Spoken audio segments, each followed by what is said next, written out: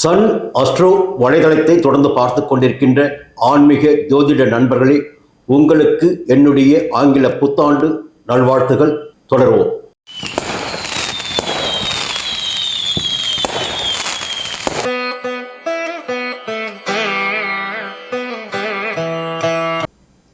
தனுசு ராசி நண்பர்களே, ஒரு பெரிய எதிர்பார்ப்பு உங்கள்கிட்ட இருக்குங்க. இந்த 2024 நமக்கு சாதகமான ஆண்டாக இருக்குமா? நம்முடைய எதிர்பார்ப்புகள் நிறைவேறுமா? கனவுகள் பலிக்குமா என்ற எதிர்பார்ப்பு உங்களிடம் இருந்து கொண்டிருக்கிறது. ஏன்னா வாழ்க்கையில் அடி ஒரு முறை வாங்கலாம், தொடர்ந்து அடி வாங்கின ஒரு ராசினா சமீப காலத்தில் தனுசு ராசி தான். இழப்பு ஒரு இழப்பாக இருக்கலாம், ஆனால் எல்லா வகையிலும் இழப்புகளை ஈடு செய்ய முடியாத இழப்புகளை சந்தித்த ராசி தனுசு ராசி.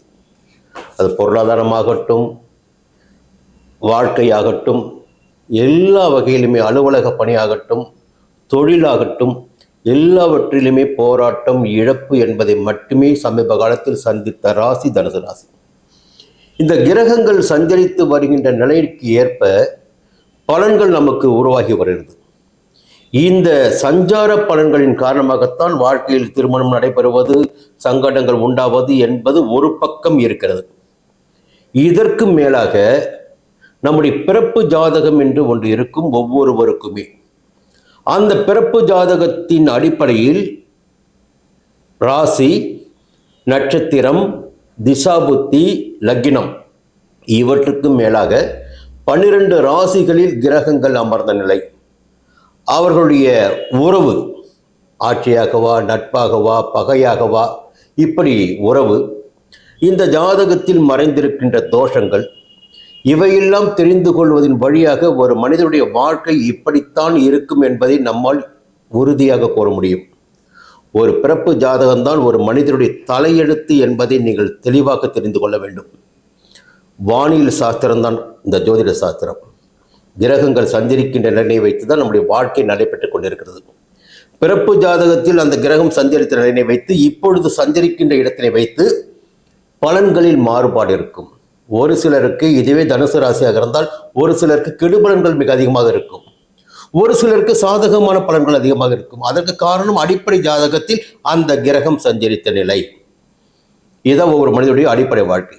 இப்போ கோச்சார ரீதியாக பார்த்தீங்கன்னா 30 ஆண்டுகள் 12 ராசிகளையும் சனி பகவான் சுற்றி வருவதற்கு, ராகு கேது 12 ராசிகளையும் சுற்றி வருவதற்கு 18 ஆண்டுகள், குரு பகவான் 12 ராசிகளையும் சுற்றி வருவதற்கு 12 ஆண்டுகள். இந்த காலகட்டங்களில் திரும்பவும் நம்முடைய ராசிக்குள் வருகின்ற போது, சில இடங்களில் சஞ்சரிக்கின்ற போது சாதகமான பலன்களையும் எதிர்மறையான பலன்களையும் அவர்கள் நமக்கு வழங்குவார்கள் என்பதை நீங்கள் புரிந்து கொள்ள வேண்டும். இந்த கடந்த ஆண்டுகளில் பார்த்தீங்கன்னா 7.5 தன்னுடைய காலகட்டம் தனுசு ராசினருக்கு.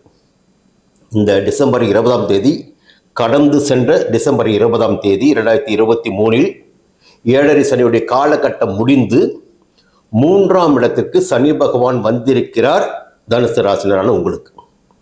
இப்போதான் வாழ்க்கையில் ஒரு நிம்மதியாக மூச்சு விடக்கூடிய நிலை தனுசு ராசினருக்கு ஏற்பட்டிருக்கிறது. இழப்புகளை எல்லாம் ஈடுகட்டக்கூடிய காலகட்டமாக இந்த காலகட்டம் உருவாகி இருக்கிறது. 2024 உருவாகி இருக்கிறது. எல்லாத்தையும் இழந்தாச்சு, இழந்தாலும் மீண்டும் புதுப்பிக்க முடியும் இல்லைங்களா? ஒவ்வொன்றையுமே நம்முடைய வாழ்க்கை இருக்கின்ற வரையில் நமக்கு தேவையானதை நாம் அடைய வேண்டும். அது இருப்பிடமாகட்டும், வாழ்க்கையாகட்டும், சந்தோஷமாகட்டும், உத்தியோகமாகட்டும், பணமாகட்டும், எது நம்முடைய தேவைகளோ அந்த தேவைகளை நாம் அடைந்தாக வேண்டும். அந்த தேவைகளை எல்லாம், இழந்ததை எல்லாம் மீட்டெடுக்கின்ற நிலையினை சனி பகவான் இந்த 2024 உங்களுக்கு உண்டாக்குவார். ஒரு தைரியமாக செயல்படக்கூடிய நிலை, ஒரு துணிச்சல் என்பது தானாக வந்துடும் உங்களுக்கு. உங்களை அவமதித்தவர்களை எல்லாம் தள்ளி ஒதுக்கி வைத்துவிட்டு துணிச்சலாக நீங்கள் நடைபோடக்கூடிய காலகட்டமாக இந்த 2024 உங்களுக்கு இருக்கும். ரொம்ப தைரியமாக இருப்பீங்க, துணிச்சல் செயல்படுவீங்க, நினைத்து சாதிப்பீங்க. இதற்கு மேலாக குரு பகவானின் பார்வை உங்கள் ஜென்ம ராசிக்கு ஜனவரி 1ஆம் தேதி முதல் ஏப்ரல் 30ஆம் தேதி வரையில் இருக்கிறது. அப்போ எப்பொழுது ஜென்ம ராசிக்கு குரு பகவான் பார்வை இருக்கிறதோ அந்த நேரத்தில் அந்த மனிதனுடைய செல்வாக்கு உயரும், அந்தஸ்து அதிகரிக்கும், பணவரவு உயரும், குடும்பத்தில் சுப காரியங்கள் நடந்தரும் என்று சொல்லலாம். அப்போ இந்த 2024 ஏப்ரல் 30 வரையில் உங்களுக்கு குரு பார்வை இருக்கிறது. திருமண வயதினருக்கு, திருமணம் ஆகாமல் இருப்பவர்களுக்கு வரன் தேடி வரும். வேலை வாய்ப்பை எதிர்பார்த்து கொண்டிருப்பவர்களுக்கு வேலை வாய்ப்பிற்குரிய உத்தரவு வரும். குடும்பத்தில் ஒரு சந்தோஷமான நிலை, கணவன் மனைவிக்கிடையே ஒரு சந்தோஷமான நிலை, எதிர்பார்த்த சந்தோஷங்கள் எல்லாவற்றையும் அடையக்கூடிய நிலை குரு பகவானால் உங்களுக்கு 2024 ஏப்ரல் 30 வரை உண்டாக்கப்படுகிறது. அதே நேரத்தில் பார்த்தீங்கன்னா இன்னொரு காரணம் இருக்கு. முழுக்க முழுக்க கிரகங்கள் சஞ்சரிக்கின்ற இடம், அவர்கள் பார்க்கின்ற பார்வை, அதனால் உண்டாகின்ற பலன்களை மட்டுமே பேசிக்கொண்டிருக்கிறோம். உங்களுடைய பாக்கியஸ்தானத்தையும் குரு பகவான் பார்க்கிறார். இப்போ தந்தை வழியில் அனுகூலத்தை அடைகின்ற நிலை ஏப்ரல் 30 வரையில் உங்களுக்கு இருக்கும். எதிர்பார்த்த சொத்துகள் உங்கள் கைக்கு வந்து சேரும். அடிக்கடி இப்போ என்ன பண்ணுவீங்கன்னா ஆலயங்களுக்கு போயிட்டு வருவீங்க. இறை ஆலயங்களை தேடிச் சென்று நிம்மதியினை அடைந்து வருவீர்கள். இறை அருளை பெற்று வருவீர்கள். அவையெல்லாம் ஏப்ரல் 30 வரையில் உங்களுக்கு இருக்கும். 11ஆம் இடமான லாபஸ்தானத்தையும் குரு பகவான் பார்க்கிறார். அப்போ தொழிலில் இருந்த தடைகள் விலகி லாபம் அதிகரிக்கும். மூத்த சகோதரர்களுடைய ஆதரவு உண்டாகும். திருமண வாழ்க்கையில் முறிவு ஏற்பட்டவர்களுக்கும் கணவனை மனைவியை இழந்தவர்களுக்கும் மறுமணம் நடைபெறக்கூடிய காலகட்டமாக ஏப்ரல் 30 வரை தனுசு ராசினருக்கு நிச்சயமாக இருக்கும். ஒரு புதிய துணை, புதிய உறவு என்பது நிச்சயமாக இக்காலகட்டத்தில் உங்களுக்கு ஏற்படுவதற்கு வாய்ப்புகள் உண்டு.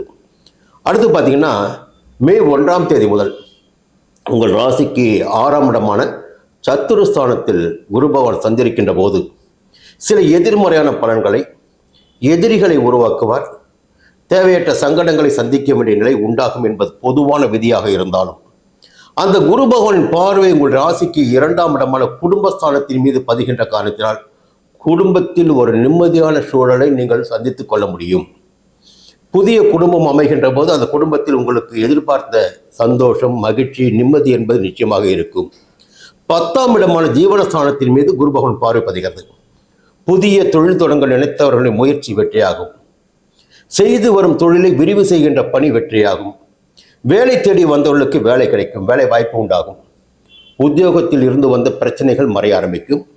12ஆம் இடமான விரயஸ்தானத்தின் மீதும் குரு பகவான் பார்வை பதிகிறது. இப்போ வீட்டில் சுபகாரியங்கள் நடைபெறுவதற்கு வாய்ப்புகள் உண்டு. இருக்கிற வீட்டை புதுப்பிக்கலாம், புதிய இடம் வாங்கி வீடு கட்டலாம், புதிய வாகனம் வாங்கலாம். இப்படி விரைய செலவுகள், சுப செலவுகள் ஏற்படுவதற்கும் வாய்ப்புகள் இந்த ஆண்டில் உங்களுக்கு உண்டு. எப்படி பார்த்தாலும் 3ஆம் இடத்து சனியும் 5ஆம் இடத்தில் சஞ்சரித்து உங்கள் ராசியை பார்த்து கொண்டிருக்கின்ற குரு பகவானும் 6ஆம் இடத்தில் சஞ்சரித்து பார்வைகளின் காரணமாகவும் இந்த 2024 மிகப்பெரிய யோக பலன்களை உங்களுக்கு வழங்கிட உள்ள நிலையில் கேது பகவான் 10ஆம் இடத்தில் சஞ்சரிக்கிறார். இந்த 10ஆம் இடத்தில் கேது பகவான் சஞ்சரிக்கும் போது பார்த்தீங்கன்னா அதான் ஜீவனஸ்தானம்.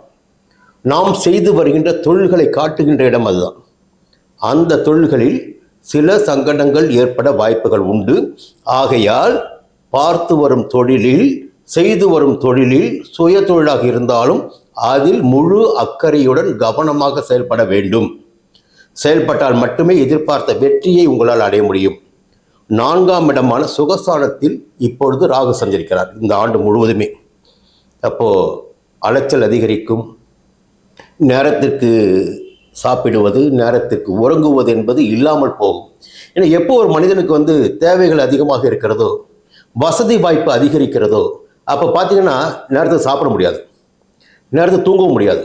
அப்போது இந்த ஆண்டு உங்களுக்கு யோகமான ஆண்டாக ஒரு பக்கம் இருக்குது. ஆனால் உங்களுடைய சந்தோஷத்தையும் கெடுத்துக்கிட்டு முயற்சி முயற்சி முயற்சி ஓடிட்டு இருப்பீங்க. லாபம் லாபம் லாபம்னு ஓடிட்டு இருப்பீங்க. வெற்றியை நோக்கி ஓடிக்கொண்டிருப்பீர்கள். அந்த வெற்றியையும் இந்த ஆண்டில் உங்களால் அடைய முடியும். இந்த ஆண்டில் குலதெய்வத்தை வணங்கி வழிபட்டு வருவதும், துர்க்கையை வணங்கி வழிபட்டு வருவதும், குரு பகவானை வணங்கி வழிபட்டு வருவதும் உங்களுக்கு மேலும் யோகத்தை உண்டாக்கும். மீண்டும் அடுத்த ஆண்டு சந்திப்போம்.